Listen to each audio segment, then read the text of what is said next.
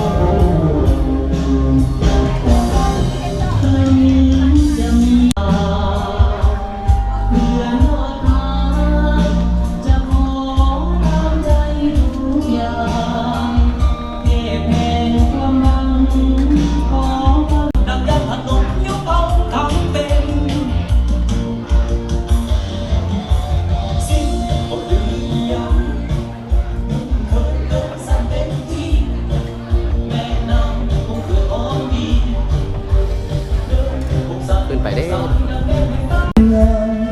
ออนโมงเห็นเวียกแล้ว